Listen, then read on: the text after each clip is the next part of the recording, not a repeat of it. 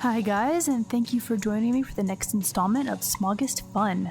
Today we're going to be working on prompt 2, which is Hummingbird. I was really excited to do this prompt because a lot of hummingbirds are my two favorite colors, blue and green, so I knew exactly what I wanted for this color scheme before I even started thumbnailing. On that note, I'll be honest with you guys, I'm still camera shy when it comes to showing my thumbnailing and basic sketches, but at least this time I included the sketch refinement and lining process. I just tend to flounder around a lot when I'm trying to plan a piece, and it takes me for freaking ever to decide what I want to do, so I left that part out. You might notice me hesitating a little bit even with the rough sketch laid down because I had to stop and buffer before I could settle on how to approach refining certain parts of the sketch. Also, I wanted to point out that I did not tape this piece down and it did buckle more than the previous piece. I hope this doesn't bother anyone too much. With the previous piece, I had an issue with positioning it just right to where both I and the camera could see it clearly. I was having to do a lot of squinting and guessing while I was working on that piece because it was just too far up on my desk to see clearly. And that problem only got worse when I added the metallic watercolor because the light was bouncing off the shimmery bits, and yeah, it was bad. I was definitely riding the struggle bus on that last half of that piece. So for this one, I decided I could live with some buckling if it meant I could move the piece around as needed to actually see what I was doing. As such, I apologize if at any point this piece gets out of frame. I tried to make sure it was in view the whole time, but you know, things happen. I'm hoping that by this time next year, my husband and I will be in a new house and I'll have the space to up my studio game so that it's easier to see and film at the same time, but that's a long way away, so moving on. I was originally going to give this guy hummingbird wings, but as I was refining the sketch, I felt like it wasn't dragony enough, so I changed out the hummingbird wings for bat wings. No reference used, by the way, and it might show, so don't judge me.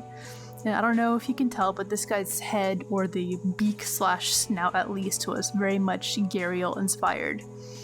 Just a small detail I thought would lend more to the dragon vibe.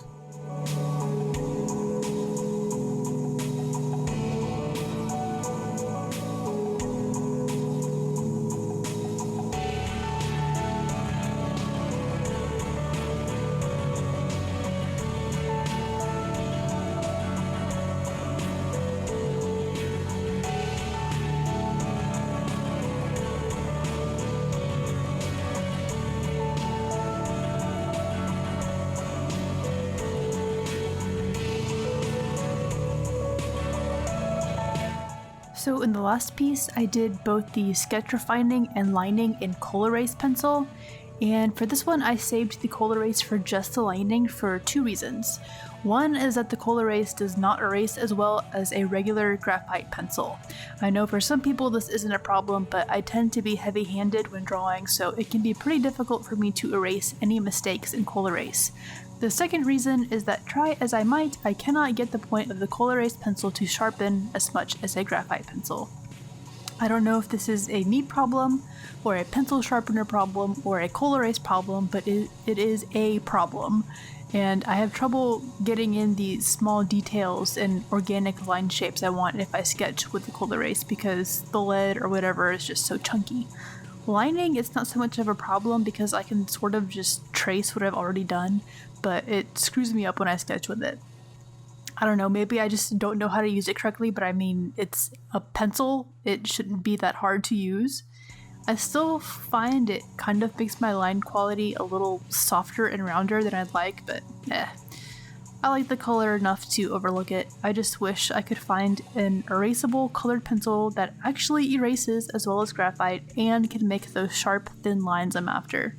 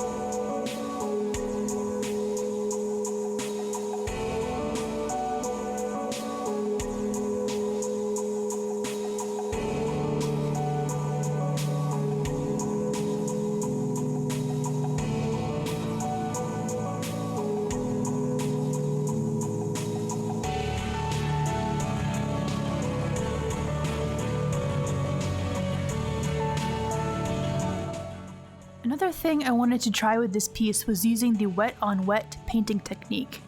If you're newer to watercolor than I am, wet on wet is when you place down water on the area you want to paint before you apply the paint.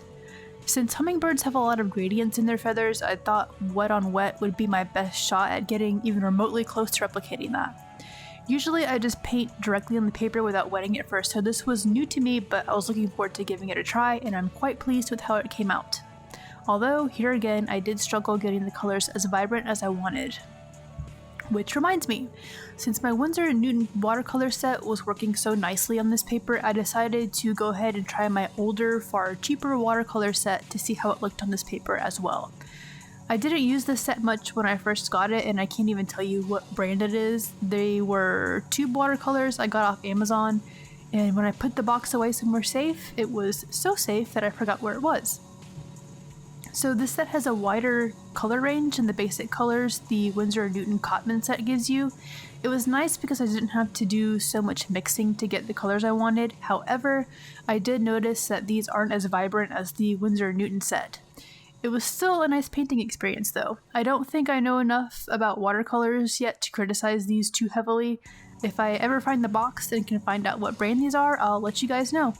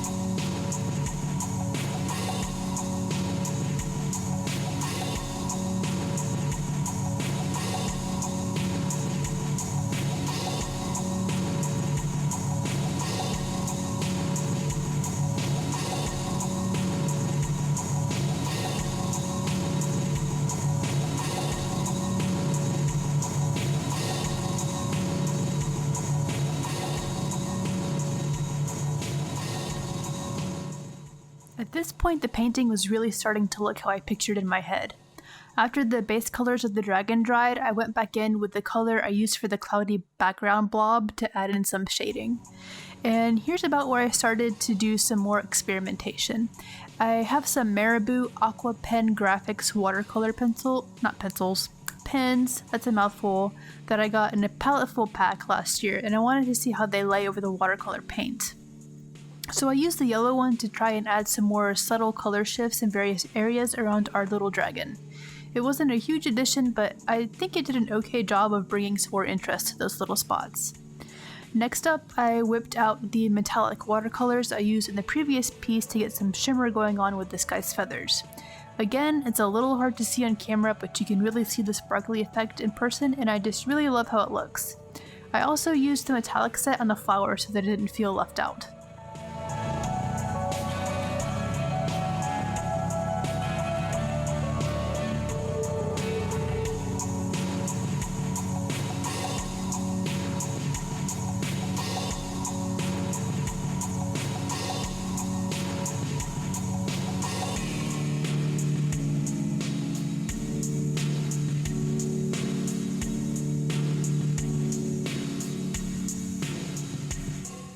Here I started to use one of my colored pencils to go over the lines again, but I quickly realized it wasn't dark enough to make a difference, and I was too lazy to get up and dig through the rest of my pencil collection for something a little darker. Thus, I went back to my more readily available gel pens. They did a much better job bringing out those lines, and I was even able to use one of the yellow gel pens to add some more fine details to this guy's feathers. I don't know, y'all, I'm really loving the look of gel pens over watercolor. They don't have that nice textured look of colored pencil, but they work really well for making bolder lines and getting in those little places colored pencils can't quite reach. They're also good for covering up little mistakes.